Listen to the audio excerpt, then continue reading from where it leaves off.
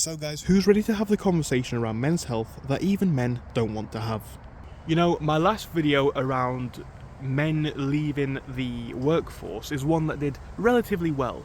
It's a video where I spoke about the fact that a lot of young men don't necessarily want to work because they feel like they don't have a great stake in society, in the sense that they don't have a girlfriend, they can't afford a car, they can't afford a house, they're in a job that doesn't give them fulfillment, it doesn't even give them status in society, and I think that's what a lot of young men are looking for, and a lot of people actually subscribe to the acknowledgements of that video. A lot of people apparently liked what I had to say. Anyway, I want to actually open the conversation up a bit more because, you know, the comment section, especially amongst something that I've always kind of known, is that men are, especially the younger ones, kind of struggling. Now, this is actually quite an interesting topic because there is no middle ground in this argument, it seems to be, amongst especially young men. Especially men of my generation, or young boys, or whatever you want to call them, young adult men, right?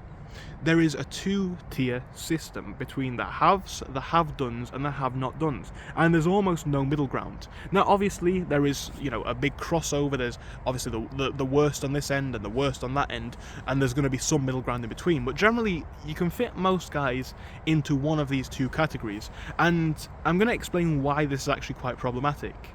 So, first off, what are the two categories? Well, like I say, there are the have-dones and the have-not-dones.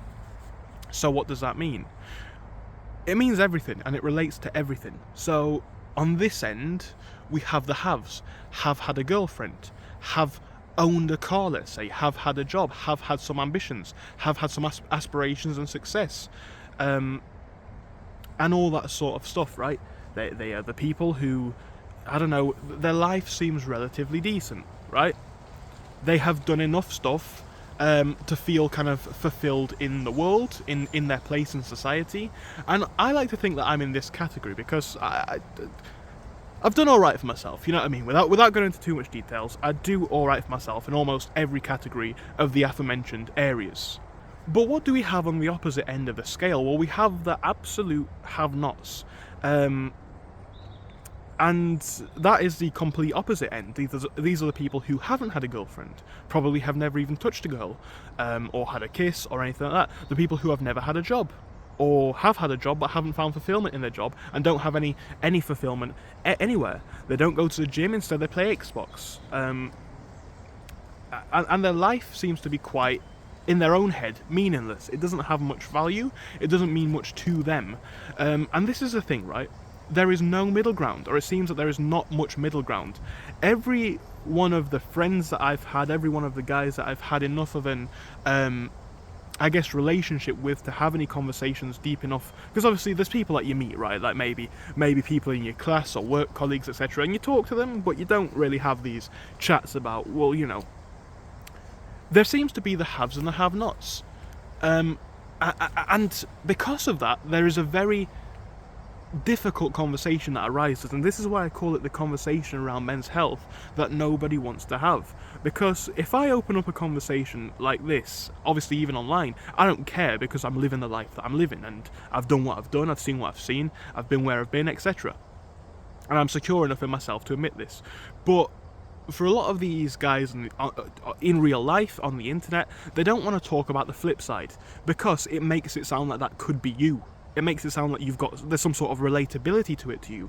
So if I made a video like this, like I am obviously doing, saying most guys don't find fulfillment in their job, then people are going to be like, do you not find fulfillment in your job?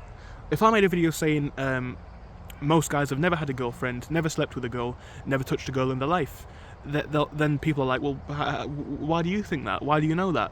And obviously these things don't relate to me, but the point is, as someone with enough kind of self-confidence and security and a lack of caring what anyone thinks, then you can make this sort of content, you can have these sort of discussions, but obviously a lot of young men are starting out in the world themselves anyway, and they're not comfortable enough to see the other side, because like I say, when there's such a contrast, why do you want to help or hang out with the overweight or underweight nerd who does nothing but plays Xbox and has no real life?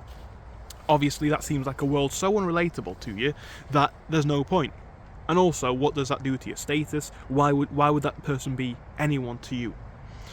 But this is the problem that we're having in society, because as a society and as men, it seems that we're going away from a shared value, a shared kind of culture, a shared set of values, where people are not willing to have these conversations. People are not willing to help each other in these situations, right?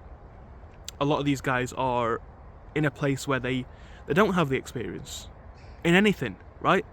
But again, if you are open-minded and kind enough or compassionate enough or understanding enough, or again even just confident enough in yourself, I can say to someone that I know or someone that I see is in a position, okay mate, well this is how we can start going about building an online business so you can actually start getting some money in your pockets rather than spending all of your time in a job that you hate.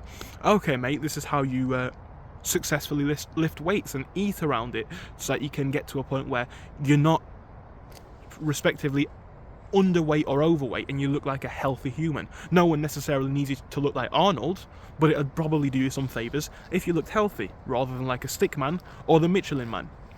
Anyway, so if we did a lot more of that, if we could have these conversations, we could help each other massively, because like I say, there's this massive divide, and these people are not going to catch up otherwise. These people are not going to catch up, because let's face it, right? I'm 21. If you're in my position, if you're in the opposite position, if you're in my position at 21, even there's a few things that I don't feel 100% sure on. Like, again, are my businesses going to work? Do I want to live in the UK long term? Should I be looking to move? Should I be trying to buy a house? Should I be getting a career? Should I be, all these different questions that you ask anyway.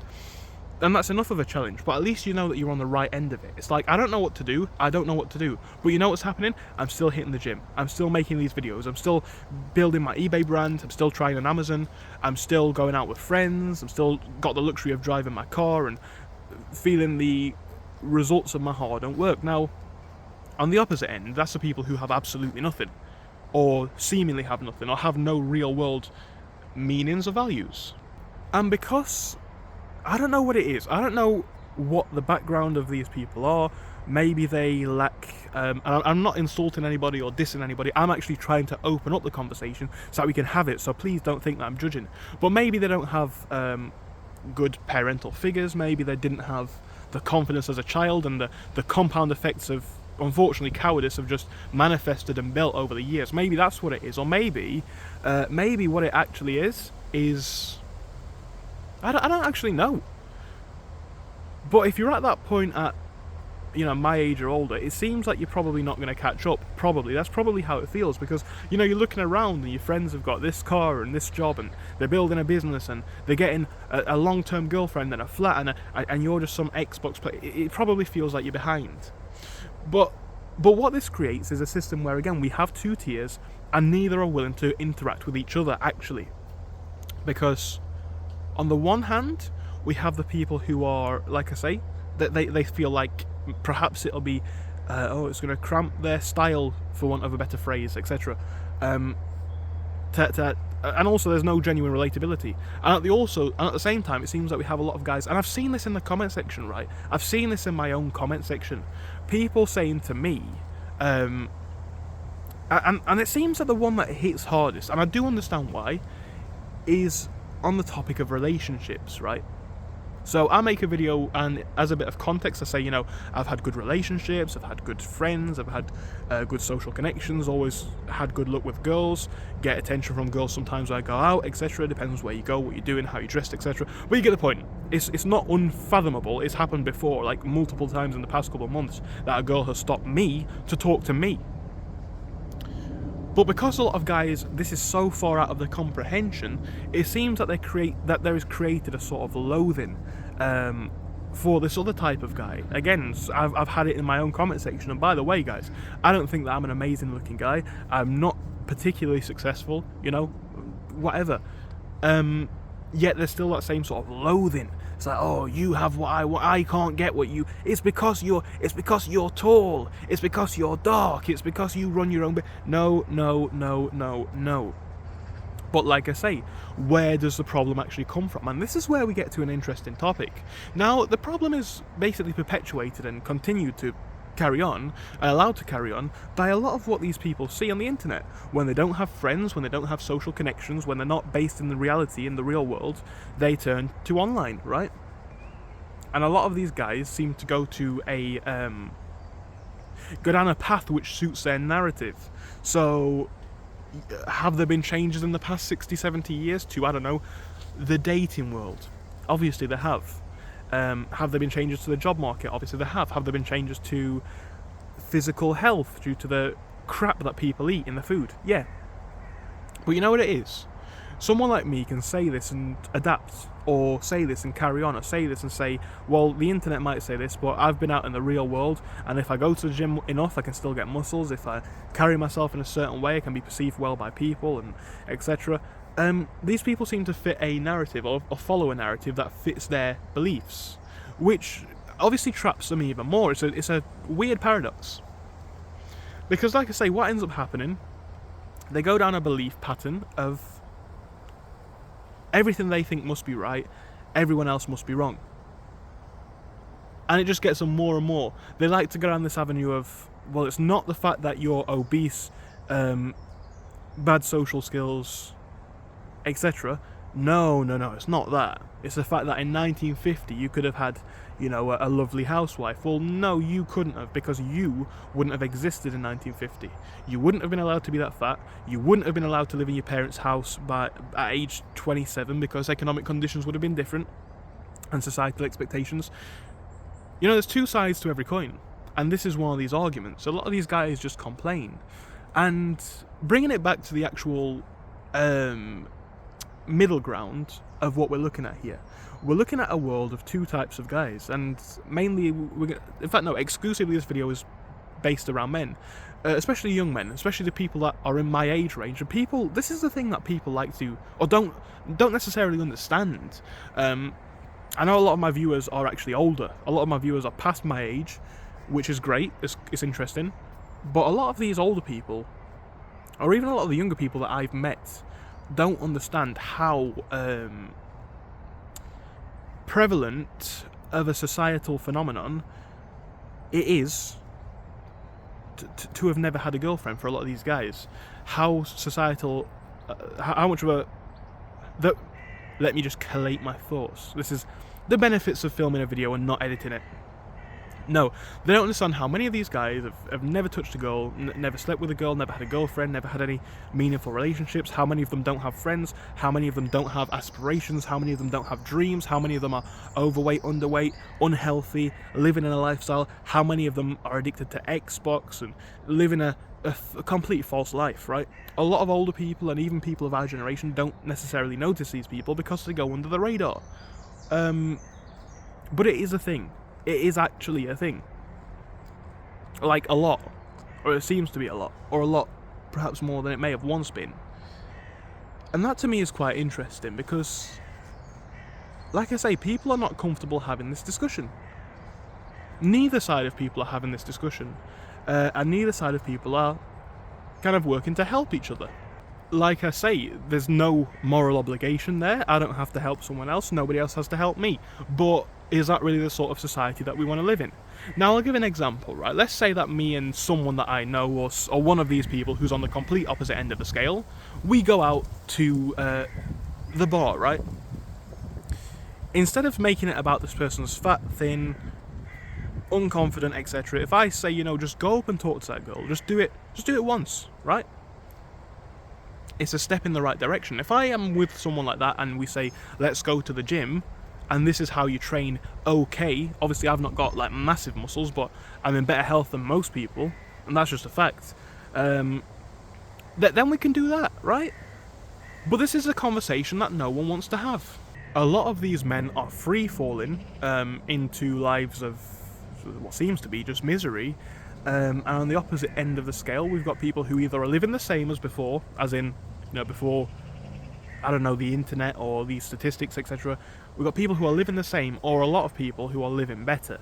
I've said this example before. I am actually thankful. A lot of people complain about the generation that we live in. I am so thankful, because now I can literally not have a job at all. And no, that's not me saying that I take off the government or anything. I run my own businesses online. I can be out in the world on a Tuesday afternoon, shopping, hanging out with a friend, going for a tea or a coffee in a cafe by myself, reading a book, watching a film, whilst I run my own business at night. There's a lot of people living better than they ever have because they can. There's crypto millionaires, there's people making money from videos online, including myself, to be honest, right?